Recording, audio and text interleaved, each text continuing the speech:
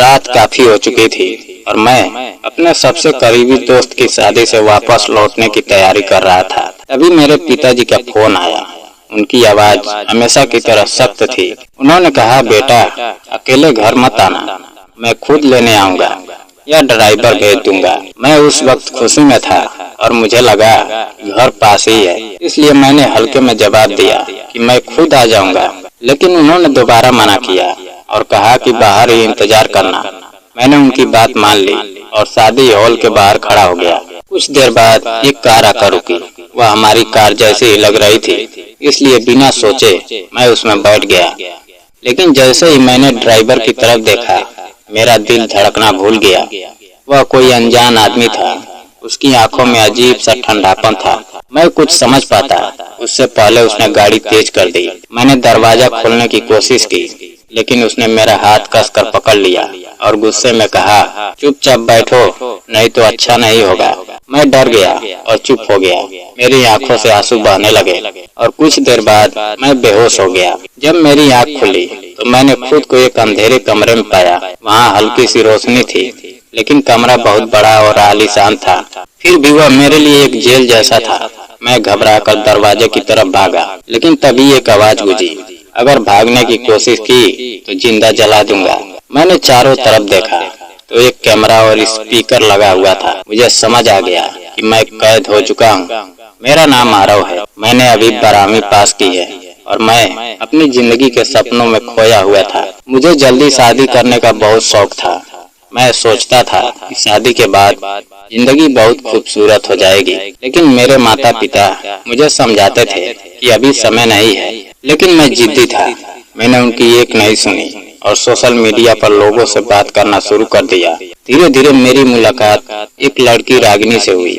वह मुझे बहुत समझती थी। ऐसा मुझे लगता था हम दोनों घंटों बातें करते थे और मैंने ठान लिया कि मैं उसी से शादी करूंगा।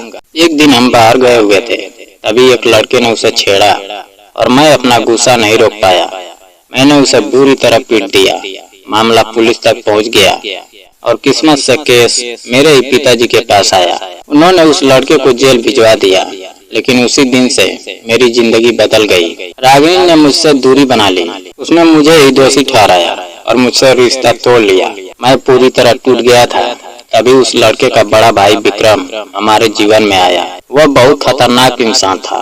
उसने हमारे घर आकर धमकी दी कि वह बदला लेकर रहेगा। उसके बाद घर का माहौल डर से भर गया। कुछ दिनों बाद मेरे पिताजी ने उसके पिता को गिरफ्तार किया और जेल में उनकी मौत हो गई।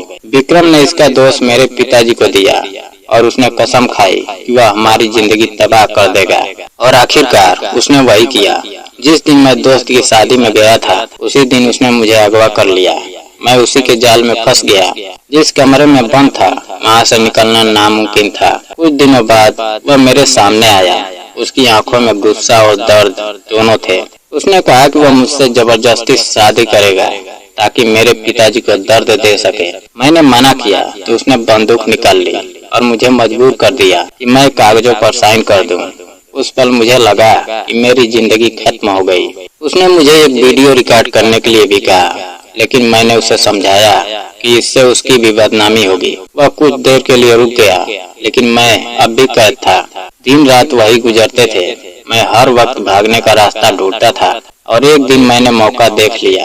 मैंने कैमरे को कपड़े से ढक दिया और चादर के सहारे खिड़की से नीचे उतर गया। मेरा दिल जोर से धड़क रहा था, लेकिन मेरे अंदर घर पहुंचने की चाहत उससे भी ज्यादा थी। मैं अंधेरी रात में भागता रहा, बिना रुके, बिना पीछे देखे। कई घंटे चलने के बाद आखिरकार मैं अपने घर पहुंच गया। मेरा दिल खुशी से भर गया। मुझे लगा अब सब ठीक हो जाएगा। मैंने दरवाजा खटखटाया और जैसे ही पिताजी सामने आए, मैं उन्हें गले लगाने के लिए आगे बढ़ा, लेकिन उन्होंने मुझे रोक दिया। उनके चेहरे पर कोई भाव नहीं था। उन्होंने ठंडी आवाज में कहा, तुम यहाँ क्यों आए हो? तुम्हें अपने पति के घर होना चाहिए। यह सुनकर मैं सन्न रह गया। मैंने रोते हुए उन्हें सब कुछ बताया, लेकिन उन्होंने मेरी एक नहीं सुनी। माँ भी आई, लेकिन उन्होंने भी मुझे ठुकरा दिया। उन्होंने कहा कि अब वही तुम्हारा घर है। मैं वहीं जमीन पर बैठकर रोने लगा। मुझे समझ नहीं आ रहा था कि यह क्या हो रहा है। तभी पिताजी ने विक्रम को फोन किया और उसे बुला लिया। कुछ ही देर में वह आ गया और मुझे अपने साथ ले गया। रास्ते में उसने मुझे जो सच बताया उसने मेरी पूरी दुनिया हिला दी। उसने कहा कि मेरे पिताजी ईमानदार नहीं हैं। उन्होंने उससे पैसे मांगे थे और मुझे भी पैसों के लिए उसके हवाले कर दिया। यह सुनकर मेरा दिल टूट गया। मैं रोता रहा और सोचता रहा कि जिनको मैं अपना समझता था वही मेरे नहीं थे। धीरे धीरे मैंने इस सच को स्वीकार करना शुरू किया। विक्रम का व्यवहार समय के साथ बदलने लगा। वह अब मेरे साथ अच्छा व्यवहार करने लगा, मेरा ख्याल रखने लगा और मुझे समझाने लगा कि जिंदगी खत्म नहीं हुई है। मैं धीरे धीरे संभलने लगा और एक दिन मैंने फैसला किया कि अब मैं अतीत को पीछे छोड़ दूंगा और एक नई शुरुआत करूंगा। मैंने उससे कहा कि मैं अब अपनी जिंदगी को नया मौका देना चाहता हूँ। उसने खुशी से मेरा साथ दिया और समय के साथ मैं मजबूत होता गया। मैंने सीखा कि जिंदगी हमेशा वैसी नहीं होती जैसी हम सोचते हैं। कभी कभी अपने ही हमें धोखा देते हैं और कभी कभी अजनबी सहारा बन जाते हैं। अब मैं पहले जैसा नहीं रहा, लेकिन अब मैं मजबूत हूँ। मैंने अपने दर्द को अपनी ताकत बना लिया है और अब मैं अपनी जिंदगी अपने तरीके से जी रहा हूँ, बिना किसी डर के। क्योंकि अब मुझे पता है कि इस दुनिया में अगर कोई सच में मेरे साथ है तो वह मैं खुद हूँ और यही मेरी सबसे बड़ी ताकत है।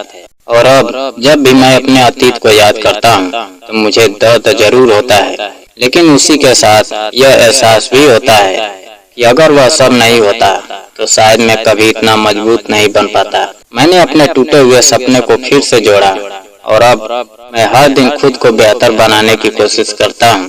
मैं अब किसी पर आंख बंद करके भरोसा नहीं करता, लेकिन नफरत भी नहीं रखता, क्योंकि मैंने समझ लिया है कि हर इंसान अपनी परिस्थितियों का कैदी होता है और हर कहानी के पीछे एक सच्चाई छुपी होती है। मैं अब अपनी जिंदगी को एक नए नजरिए से देखता हूँ और हर दिन खुद से वादा करता हूँ कि चाहे जो भी हो जाए मैं कभी हार नहीं मानूंगा और हमेशा आगे बढ़ता रहूंगा। यही मेरी कहानी है, एक ऐसे लड़के की जिसने अपने ही लोगों से धोखा खाया लेकिन फिर भी खुद को संभाला और अपनी जिंदगी को एक नई दिशा दी।